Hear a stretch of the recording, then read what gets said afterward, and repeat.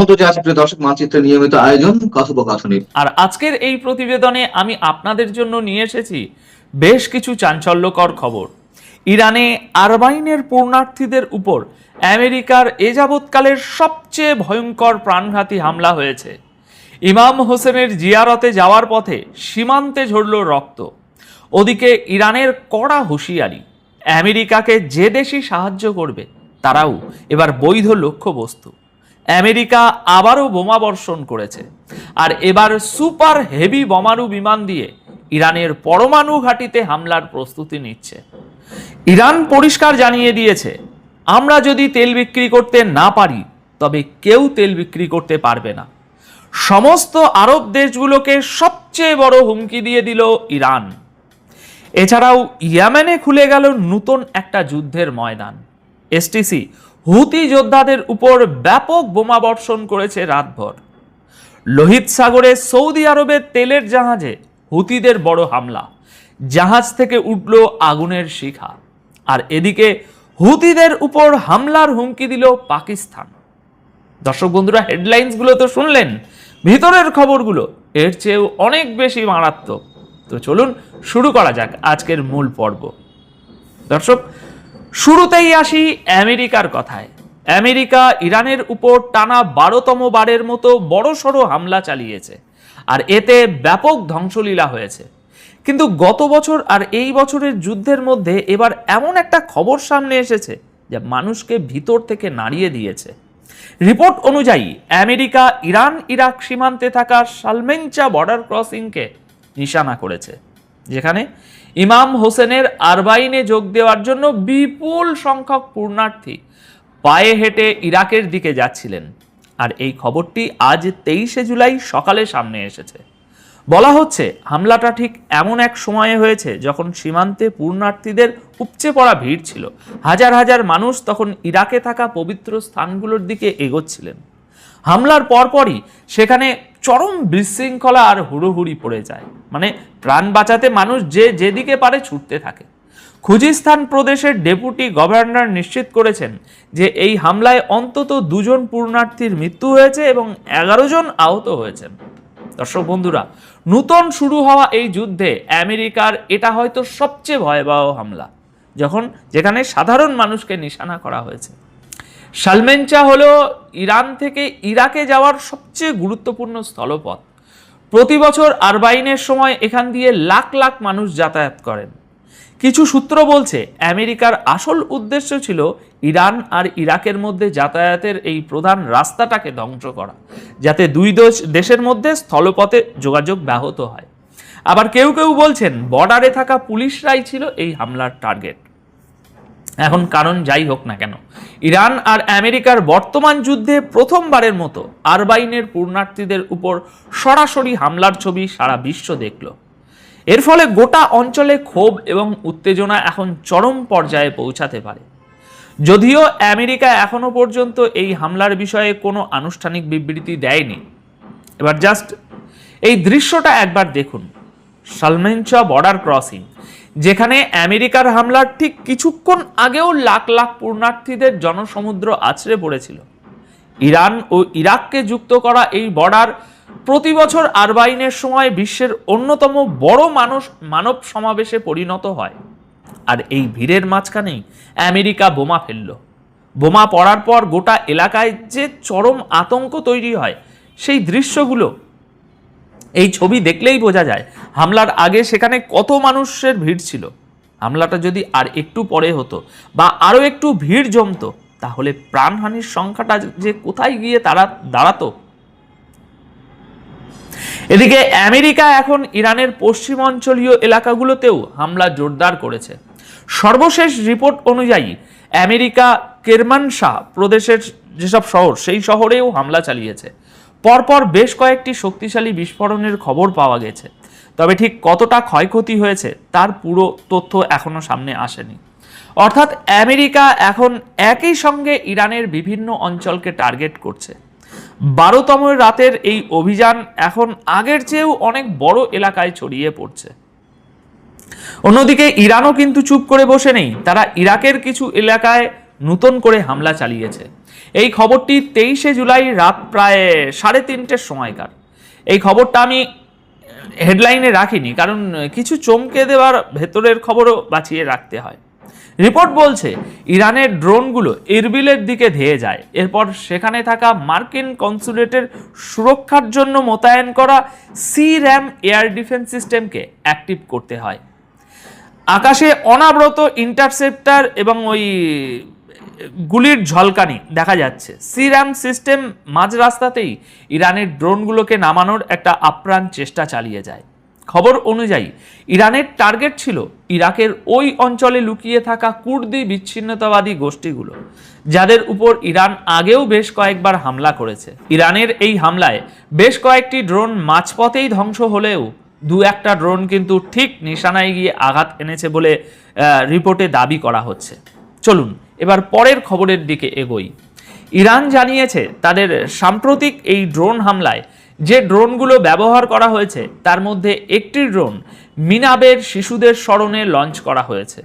ড্রোনের গায়ে সেই সব শহীদ শিশুদের ছবি লাগানো ছিল যারা যুদ্ধের একদম ওই প্রথম দিনেই ইরানের মিনাব শহরের একটা স্কুলে প্রাণ হারিয়েছিল।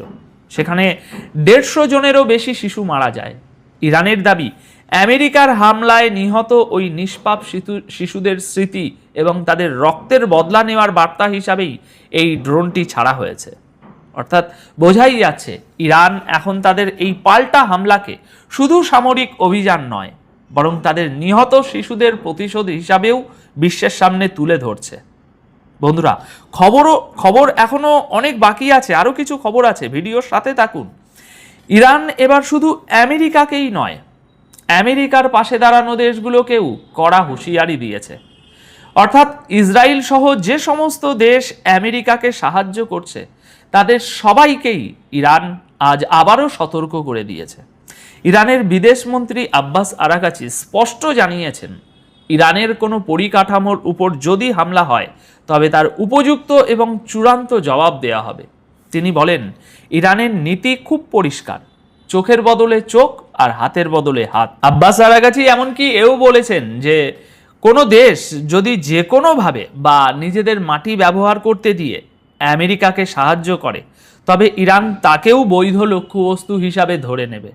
মানে সোজা কথায় আমেরিকার সঙ্গী হলে তার সাথেও যুদ্ধ হবে ইরানের। অর্থাৎ ইরান পরিষ্কার ইঙ্গিত দিচ্ছে, যুদ্ধ যদি আরও ছড়ায় তবে তাদের জবাব শুধু আমেরিকার ঘাঁটির মধ্যেই সীমাবদ্ধ থাকবে না, তা অনেক দূর পর্যন্ত যাবে। এদিকে ইরানের উপর এখনো পর্যন্ত সবচেয়ে বড় হামলা চালানোর জন্য আমেরিকা এবার হেভি বম্বার ব্যবহার করতে পারে। এগুলো এমন বোমারু বিমান যা মাটির অনেক নিচ পর্যন্ত আঘাত আনতে সক্ষম। সুপার হেভি বোমা ফেলার জন্য ব্যবহার করা হয়। আজ 23শে জুলাইয়ের রিপোর্ট বলছে আগামী দিনগুলোতে আমেরিকা ইরানের উপরে হামলা আরও জোরালো করতে পারে, আর এই সুপার হেভি বোমার নিশানায় থাকতে পারে পিকক্স মাউন্টেন নিউক্লিয়ার সাইট। এটা সেই গুরুত্বপূর্ণ জায়গা যেখানে ইরান তাদের পারমাণবিক উপকরণ লুকিয়ে রেখেছে বলে দাবি করা হয়। ডোনাল্ড ট্রাম্প তো ইতিমধ্যেই হুমকি দিয়েছেন যে হরমুজ প্রণালীতে যদি আর কোনো জাহাজের উপরে হামলা হয় তবে আমেরিকা ইরানের সমস্ত ব্রিজ এবং পাওয়ার প্ল্যান্ট ধ্বংস করে দেবে। কাল রাতেই ট্রাম্প এই হুমকি দিয়েছেন। অর্থাৎ ডোনাল্ড ট্রাম্পের নতুন হুমকিতে শুধু সতর্কবার্তাই নেই, বরং ইরানের সবচেয়ে গুরুত্বপূর্ণ পারমাণবিক কেন্দ্র এবং পরিকাঠামো মাটিতে মিশিয়ে দেওয়ার খোলাখুলি ইঙ্গিত রয়েছে। আর যদি সত্যি এমনটা হয় তবে মধ্যপ্রাচ্যের এই যুদ্ধ এমন এক ভয়ঙ্কর পর্যায়ে পৌঁছাবে যা কেউ কল্পনাও করতে পারছে না। এবার আসি ইরানের আর একটা বড় হুমকিতে। পুরো মধ্যপ্রাচ্য আর আরব দেশগুলোর জন্য ইরান একটা মারাত্মক ওয়ার্নিং দিয়েছে। এটা সরাসরি সবার অর্থনীতির উপর ইরানের পার্লামেন্টের স্পিকার এবং আমেরিকার সাথে আলোচনার জন্য নিযুক্ত শীর্ষ নেগোশিয়েটর মোহাম্মদ বাঘের গালিবাফ পরিষ্কার বলে দিয়েছেন, যদি ইরানের নিরাপত্তার কোনো গ্যারেন্টি না থাকে তবে এই গোটা অঞ্চলে কারো নিরাপত্তারই কোনো গ্যারেন্টি থাকবে না। গালিবাফ সাফ জানান, ইরান যদি নিজের তেল বিক্রি করতে না পারে তবে অন্য কোনো দেশও তাদের তেল বিক্রি করতে পারবে না। তিনি আরও অনেক কিছু বলেছেন। তিনি বলেছেন, এই যুদ্ধের নিয়ম খুব সোজা, হয় সবাই থাকবে নয়তো কেউই থাকবে না। গালিবাফ এও বলেন যে যতদিন এই অঞ্চলে আমেরিকার সেনা মজুদ থাকবে ততদিন হরমুজ প্রণালী যুদ্ধের আগের স্বাভাবিক অবস্থায় ফিরবে না। অর্থাৎ 22শে জুলাই রাতে দেওয়া এই সতর্কবার্তার মাধ্যমে ইরান শুধু আমেরিকাকেই নয়, পুরো মধ্যপ্রাচ্যকে বুঝিয়ে দিল, তাদের উপর যদি চাপ সৃষ্টি করা হয় তবে মধ্যপ্রাচ্যের তেল, সমুদ্রপথ বা পরিকাঠামো কোনো কিছুই কারো জন্য সুরক্ষিত থাকবে না। এবার ইরান থেকে বেরিয়ে এসে অন্য একটা খবরের দিকে নজর দেওয়া যাক। ইয়েমেনের ভিতরে এবার সম্পূর্ণ নতুন একটা যুদ্ধের ময়দান খুলে গেছে। সারা রাত ধরে সেখানে প্রচণ্ড লড়াই চলেছে। আজ 23শে জুলাই ভোরে আসা রিপোর্ট আর ভিডিও অনুযায়ী ইয়েমেনের উত্তরাঞ্চলে হুতিরা এবং ইউএইর মদতপুষ্ট এসটিসির যোদ্ধাদের মধ্যে সারা রাত ধরে তুমুল সংঘর্ষ হয়েছে। দুপক্ষই কামান এবং ভারী অস্ত্রশস্ত্র ব্যবহার করেছে। ভিডিওতে ভারী গোলাবর্ষণের কান ফাটানো শব্দ শোনা যাচ্ছে। এসটিসির দাবি তারা হুতিদের এই হামলা ব্যর্থ করে দিয়েছে। তাদের মতে এই লড়াইয়ে 4 জন হুতি যোদ্ধা নিহত এবং 10 জন আহত হয়েছে। অর্থাৎ একদিকে যখন আমেরিকা আর ইরানের যুদ্ধ চরমে, ঠিক তখনই ইয়েমেনে বহু পুরনো একটা লড়াইয়ের ময়দান নতুন করে উত্তপ্ত হয়ে উঠল। এর টাইমিংটা জাস্ট দেখুন। হুতিরা যখন সৌদির উপরে হামলা করছে তখন ইউএইর সমর্থন পাওয়া গোষ্ঠীগুলো আবার হুতিদের বিরুদ্ধেই ময়দানে নেমে পড়েছে। চলুন পরের খবরে যাই। আগের ভিডিওতে সকাল 9টার দিকেই আমি আপনাদের জানিয়েছিলাম যে আজ 23শে জুলাই রাতে ইয়েমেনের হুতিরা সৌদি আরবের তেলের জাহাজের উপর মিসাইল হামলা করেছে। এবার সেই সৌদি জাহাজের নতুন ছবিও কিছু সামনে এসেছে। হুতিরা লোহিত সাগরে এই জাহাজটাকে নিশানা করে। ছবিতে জাহাজের সামনের অংশ থেকে দাউ দাউ করে আগুন আর ধোঁয়া উঠতে দেখা যাচ্ছে। এর মধ্যে সৌদি আরবও নিশ্চিত করেছে যে লোহিত সাগরে তাদের এই অয়েল ট্যাঙ্কারের উপরে হামলা হয়েছে এবং জাহাজে আগুন ধরে গিয়েছে। তবে সৌদি সরকার জানিয়েছে জাহাজে থাকা সমস্ত ক্রু মেম্বার আপাতত সুরক্ষিত আছেন, তাদেরকে বার করা গেছে, তাদেরকে নিরাপদে বের করে আনা হয়েছে এবং জাহাজের আগুন আস্তে আস্তে নিয়ন্ত্রণে আনার চেষ্টা চলছে। অন্যদিকে হুতিদের দাবি ইয়েমেনের উপর সৌদি আরব বছরের পর বছর ধরে যে অবরোধ চালিয়ে আসছে এটা তারই জবাব। আর সৌদি জাহাজের উপর তাদের এই সামুদ্রিক হামলা আগামী দিনেও চলবে, মানে এটা অব্যাহত থাকবেই তারা বলতে চাইছে। অর্থাৎ হরমুজ প্রণালীর পাশাপাশি লোহিত সাগরও এখন যুদ্ধের একটা বড় ময়দান হয়ে উঠছে, যার ফলে গোটা বিশ্বের তেল সরবরাহ আর অর্থনীতিতে বিরাট ধাক্কা লাগতে পারে। হুতি আর সৌদি আরবের এই ক্রমবর্ধমান সংঘাতের মাঝে এবার পাকিস্তানও সরাসরি ময়দানে নেমে পড়েছে। গতকাল অর্থাৎ 22শে জুলাই পাকিস্তান হুতিদের কড়া ওয়ার্নিং দিয়ে বলেছিল যে সৌদি আরবের বিরুদ্ধে এই সামুদ্রিক অবরোধের হুমকি কোনোভাবেই মেনে নেওয়া হবে না। কিন্তু পাকিস্তানের এই হুমকিটা দেওয়া হয়েছিল রাতে, সৌদি তেলের জাহাজে হুতিদের হামলার ঠিক আগে। পাকিস্তান তাদের সতর্কবার্তায় সাফ জানিয়েছিল পাকিস্তানের পতাকা লাগানো কোনো জাহাজে যদি হামলা হয় তবে সেটাকে সরাসরি পাকিস্তানের উপর অত্যন্ত বড় হামলা বলে গণ্য করা হবে। উল্টো দিকে হুতিরা আগে থেকেই ঘোষণা করে রেখেছে যে সৌদি আরবে যাতায়াতকারী যে কোনো দেশের যে কোনো পতাকাবাহী জাহাজকেই তারা নিশানা করবে। পাকিস্তান গতকাল এও বলেছিল যে এরকম কোনো ঘটনার জবাবে তারা সামরিক শক্তির ব্যবহার সহ যে কোনো পদক্ষেপ নিতে পিছপা হবে না। অর্থাৎ পাকিস্তান সরাসরি হুতিদের উপর সামরিক হামলার হুমকি দিয়ে রেখেছে। কিন্তু এখন সবচেয়ে বড় প্রশ্নটা হলো, হুতিরা তো ইতিমধ্যেই সৌদির তেলের জাহাজে হামলা করে দিয়েছে, তাহলে পাকিস্তান কি এখন শুধু তাদের নিজেদের পতাকাবাহী জাহাজে হামলার জন্য অপেক্ষা করবে, নাকি সৌদির জাহাজে এই যে হামলাটা হলো এই হামলাটাকেও নিজেদের উপরে হামলা হিসাবেই দেখবে? কারণ এই প্রশ্নটা অত্যন্ত গুরুত্বপূর্ণ, কারণ গত বছর সৌদি আরব আর পাকিস্তানের মধ্যে যে ডিফেন্স প্যাক্ট বা প্রতিরক্ষা চুক্তি হয়েছিল তার মূল কথাই ছিল একজনের উপরে হামলা হলে দুজনের উপরই হামলা মনে করা হবে। অর্থাৎ সৌদি আরব যদি আক্রান্ত হয় তবে পাকিস্তান নিজেকে সেখান থেকে সরিয়ে রাখতে পারবে না। এখন তাই দেখার বিষয় এটাই যে পাকিস্তান শুধু ওয়ার্নিং দিয়েই থেমে যায় নাকি হুতিদের বিরুদ্ধে সরাসরি যুদ্ধক্ষেত্রে নামার সিদ্ধান্ত নেয়। তো দর্শক বন্ধুরা, আপাতত এই প্রতিবেদন এ পর্যন্তই। এই যুদ্ধের প্রতিটা আপডেটের উপর আমার কড়া নজর থাকবে। এখন দর্শক, পুরো পৃথিবীর নজর এখন ভারতের দিকে। আমরা বলতে পারি ভারতের স্লোগানগুলো এখন আমাদের জুলাই আন্দোলন থেকে অনুপ্রাণিত, এটা স্বয়ং ভারতের গণমাধ্যম বলছে। এবং ভারতের ছাত্র আন্দোলনে দেখা গেছে বাংলাদেশের খাবার সেখানে পৌঁছে গেছে। ভারতের এই আন্দোলনে দেখা গেছে একজন মুসলিম নামাজ পড়ছেন, একজন হিন্দু পাশ থেকে তাকে বাতাস করছেন। কে শিখ, কে ব্রাহ্মণ, কে হিন্দু, কে সনাতনী, কে মুসলিম, কে ধর্মনিরপেক্ষ, কে খ্রিস্টান, কেউ দলিত, কোনো হিসেব নেই। সব শ্রেণীর মানুষ এক কাতারে এসে নরেন্দ্র মোদী হটাও আন্দোলন শুরু করে ফেলেছে। চলেন কিছু ভিডিও দেখাই, তারপর আমরা ধারাবাহিক আলোচনায় আসছি।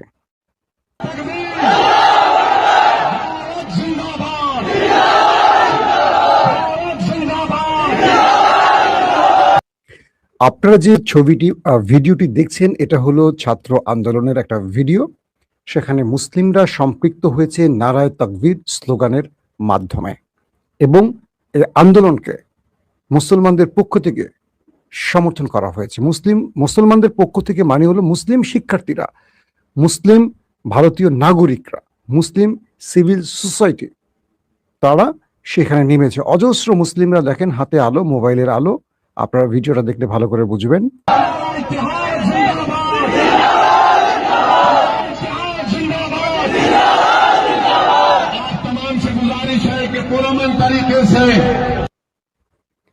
বলা হচ্ছে আমরা শান্তিপূর্ণভাবে এখানে এসেছি, শান্তিপূর্ণভাবেই প্রতিবাদ জানাবো। এবং আপনারা দেখছেন, আরেকবার শোনেন প্রথম শব্দটা। ভারতের মতো জায়গা যেখানে মুসলমানদেরকে নিষিদ্ধ করতে চাইছে, যেখানে মুসলমানদের অধিকার কেড়ে নিতে চাইছে, ধর্ম থেকে মুসলমানদের ধর্মান্তরিত চেষ্টা করা হচ্ছে, তাদের মসজিদ দখলের চেষ্টা করছে, সেই ভারতে নরেন্দ্র মোদীর বিরুদ্ধে এখন লাখো মুসলিমরা রাজপথে। আর কি স্লোগান দিচ্ছে আরেকবার শোনেন।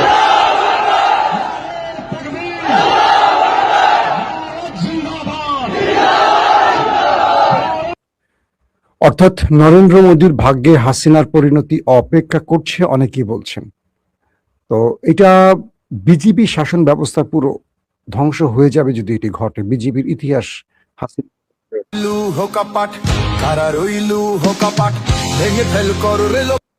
আমরা আপনাদেরকে আরেকটি ভিডিও দেখাচ্ছি। এটা যদিও বাংলাদেশের গান সম্পৃক্ত করা হয়েছে। এই ভিডিওতে দেখতে পাচ্ছেন পুলিশ কি করছে শিক্ষার্থীদের সাথে।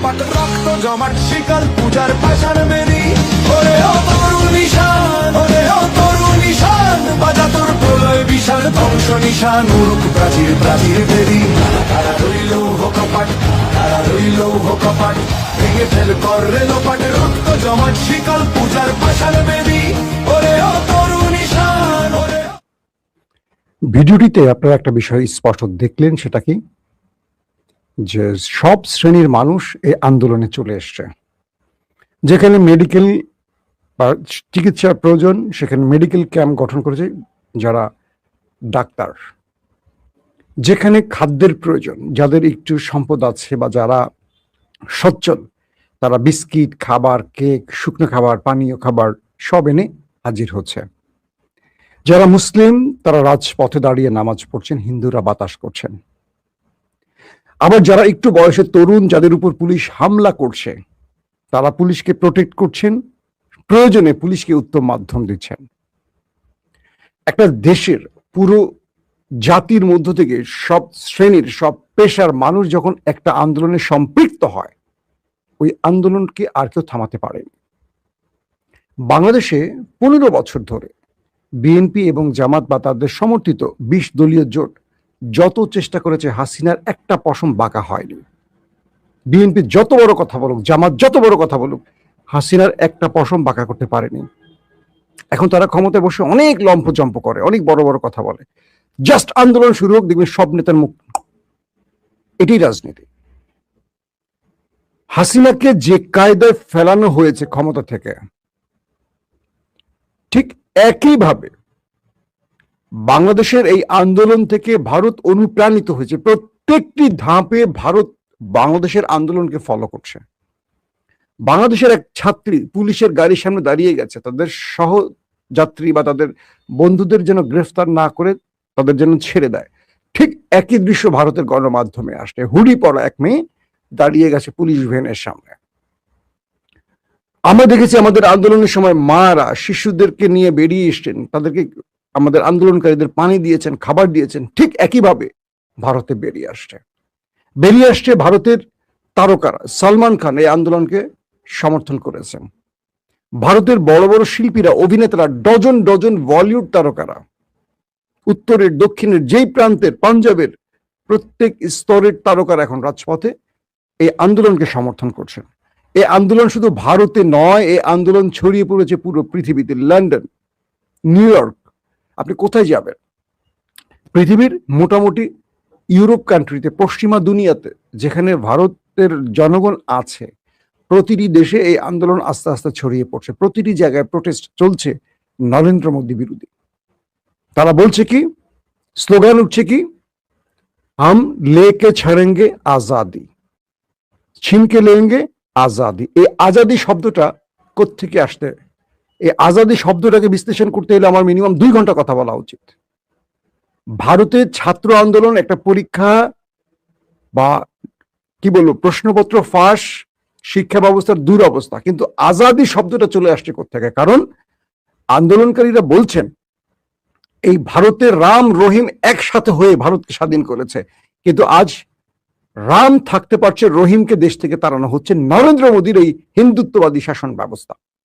এটা কে বলছে? ভারতের অভিনেতা দেব। দিল্লিতে ছাত্র আন্দোলন থেকে বলা হচ্ছে যে এই দেশ স্বাধীন করেছে হিন্দু মুসলিম মিলে। কারা বলছে? ছাত্ররা বলছে। আর একটি দল হিন্দুত্ববাদ লালন করতে গিয়ে একটি ধর্মের উপর শোষণ করছে, এটা বন্ধ হতে হবে। অর্থাৎ প্রথম দাবি ছিল প্রশ্নপত্র ফাঁস, শিক্ষা ব্যবস্থার অব্যবস্থাপনা। এরপর দাবি আসলো ধর্মমন্ত্রীর পদত্যাগ। এখন নরেন্দ্র মোদীর ক্ষমতা থেকে বিদায়ের ঘন্টা বাজিয়ে দিয়েছে এই ছাত্র আন্দোলন, ককরোচ পার্টি। এটা আর ককরোচ পার্টি না, এটা একটা ছাত্র আন্দোলন তৈরি হয়েছে। সকল, কেউ হিজাব পরে নেমেছে, কেউ প্যান্ট পরে নেমেছে, যে যেই যার পোশাক, যে যে ধর্ম লালন করে, যে আদর্শ লালন করে, সেই পোশাকে এক হয়ে গেছে।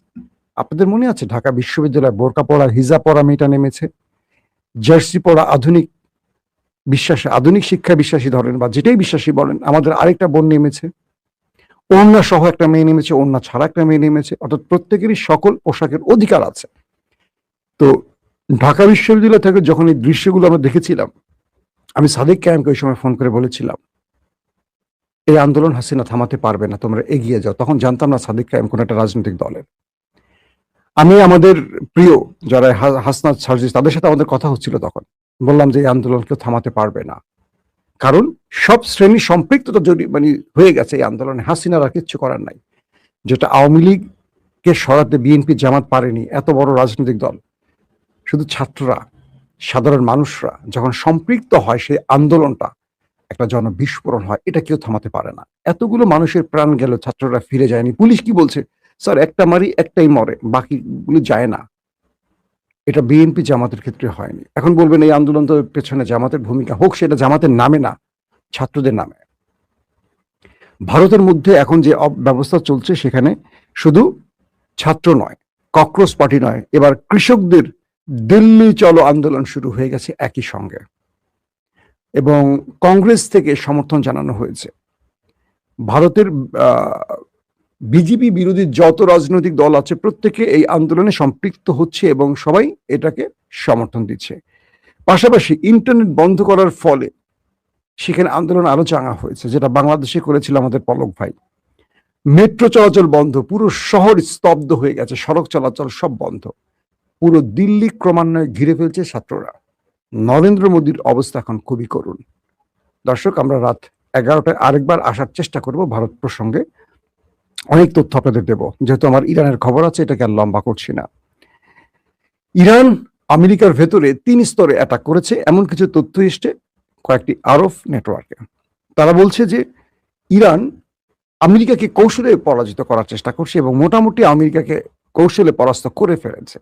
1 নম্বর কৌশল, তারা আল সাকির ঘাঁটিতে ড্রোন সেন্টারে অ্যাটাক করেছে এটা হলো মার্কিন যে ঘাঁটি, তাদের যে ড্রোন সেন্টার আল সাকির, সে ঘাঁটিতে হামলা করে ড্রোন হ্যাঙ্গারগুলো ধ্বংস করেছে, প্রচুর ড্রোন ব্যবস্থা সিস্টেমকে অকেজো করে দিয়েছে ইরান, যার ফলে আমেরিকা ইরানে এখন ড্রোন অ্যাটাকের ক্ষেত্রে বড় রকম বাধায় পড়ে গেছে।